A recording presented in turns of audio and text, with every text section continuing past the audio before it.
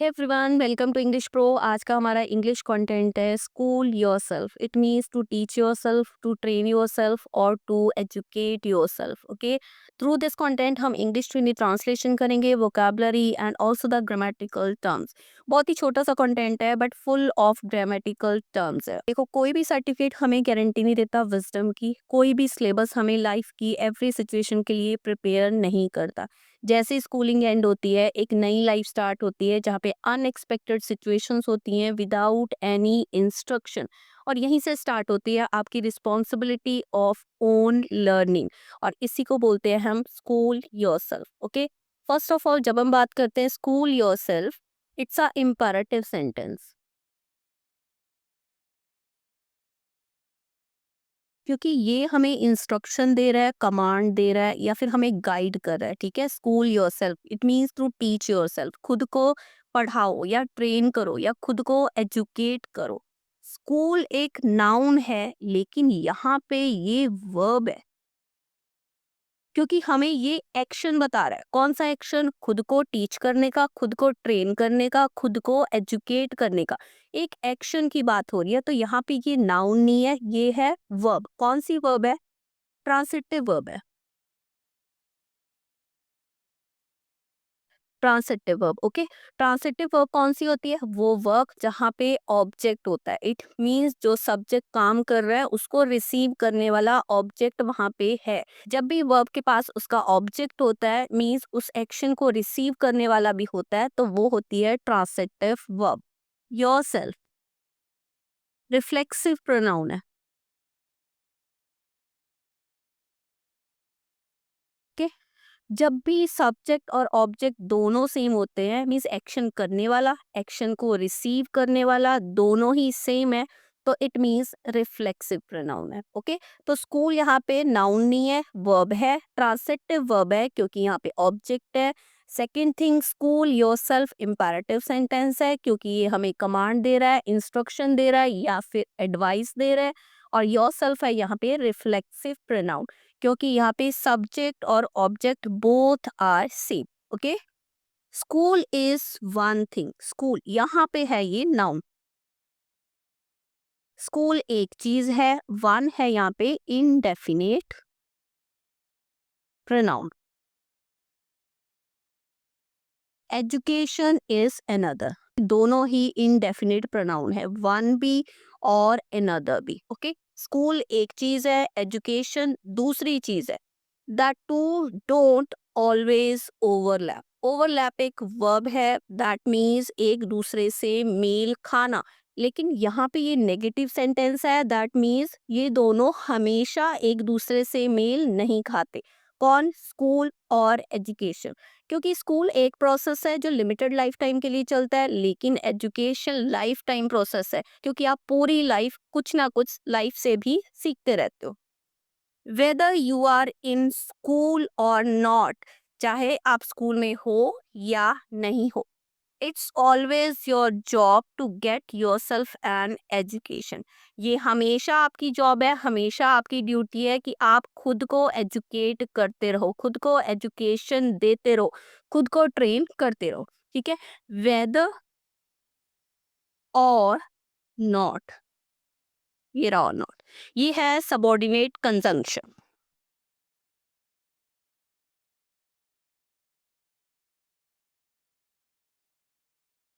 Subordinate conjunction. Okay, कैसे? देखो, जो सबॉर्डिनेट कंजंक्शंस होती हैं वो दो क्लॉजेस को जोड़ने का काम करती हैं, और यहाँ पे ये दो क्लॉजेस को जोड़ने का काम कर रही हैं।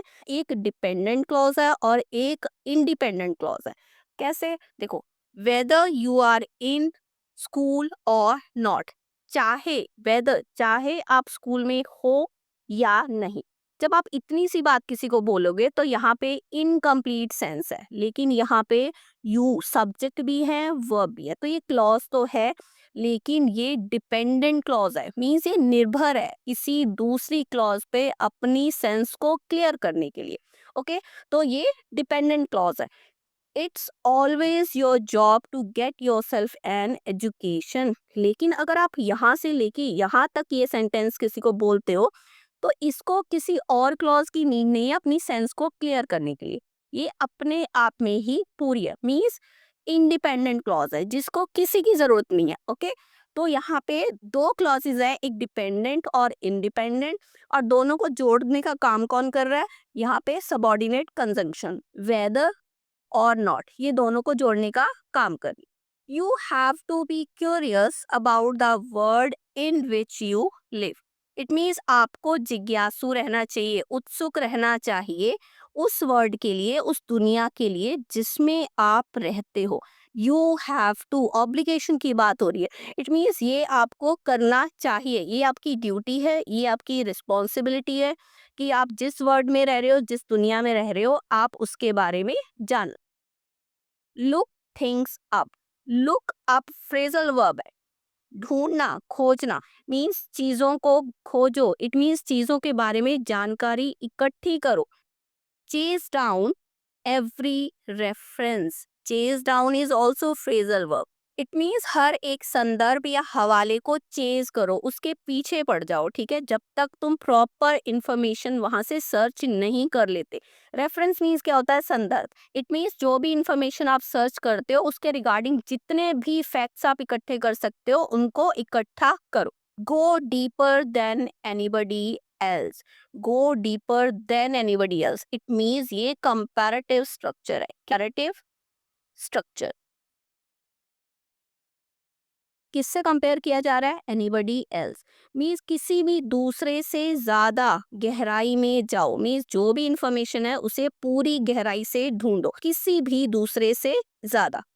That's how you will get ahead. ऐसे ही तुम आगे बढ़ोगे, ऐसे ही तुम प्रगति करोगे।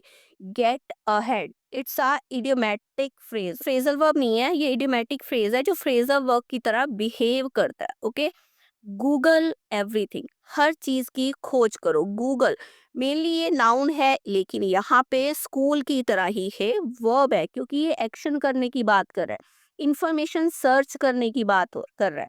गूगल एवरीथिंग, हर चीज को गूगल करो। तो एवरीथिंग क्या है यहाँ पे? Indefinite pronoun.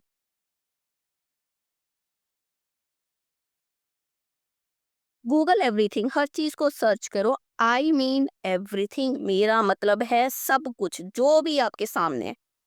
Google your dreams, noun है, अपने ड्रीम्स को गूगल करो, उनके बारे में फाइंड आउट करो। गूगल योर प्रॉब्लम्स, अपनी प्रॉब्लम्स को भी गूगल करो, ये भी नाउन है। Don't ask a question before you Google it, means information इकट्ठी करने से पहले, गूगल करने से पहले कभी भी प्रश्न मत पूछो। You will either find the answer और you will come up with a better question. Either or, correlative conjunction है। कैसे? देखो यहाँ पे हमारे पास टू ऑप्शंस की बात हो रही है, या तो तुम्हें आंसर मिलेगा, तुम्हें जवाब मिलेगा, आइदर, ठीक है, या तो तुम्हें जवाब मिलेगा या फिर तुम एक बेहतर प्रश्न तैयार कर पाओगे। Come up with is also phrasal verb, that means सोच कर निकालना या तैयार करना, या फिर तुम एक बेहतर प्रश्न को तैयार कर पाओगे। Always be reading, go to the library, imperative sentence है दोनों, हमेशा पढ़ो, लाइब्रेरी जाओ, इंस्ट्रक्शन दे रहा है, एडवाइस दे रहा है। There is magic in being surrounded by books, it means book से घिरे रहने में भी जादू है, मैजिक है। सराउंडेड मीन्स चारों ओर से घिरा हुआ होना। ये है gerund plus passive form of verb. Being क्या है? जेरेंड है, ठीक है, it means verb plus ING और एक्ट कर रहा है एक नाउन की तरह। ओके, कौन? बीइंग। सराउंडेड वर्ब की थर्ड फॉर्म है, पैसिव फॉर्म ऑफ वर्ब है, यहाँ पे वर्ब की थर्ड फॉर्म है, being surrounded, gerund plus passive form of verb, passive form of verb है, इट मीन्स वर्ब की थर्ड फॉर्म है। Get lost in the stacks, stacks means होता है पुस्तकों की अलमारी या फिर पुस्तकों का ढेर, बुक्स का ढेर। ओके, बुक्स के ढेर में खो जाओ। रीड बिब्लियोग्राफीज, बिब्लियोग्राफीज मीन्स होता है संदर्भ सूची या पुस्तकों की सूची। कोई भी बुक जब राइटर लिखता है तो उसकी स्टार्टिंग में आर्टिकल्स भी लिखता है, कभी कभी उसके लास्ट में उन रिसोर्सेज की बात करता है कि उसने वो फैक्ट्स कहाँ से कलेक्ट की हैं, या फिर उससे रिलेटेड नई बुक्स की वहाँ पे इंफॉर्मेशन भी देता है, ठीक है, that is called bibliography. Okay, it's not the book you start with, it means ये बात उस बुक के बारे में नहीं है जिसे तुम शुरू करते हो, मीन्स जिसे तुम पढ़ना शुरू करते हो।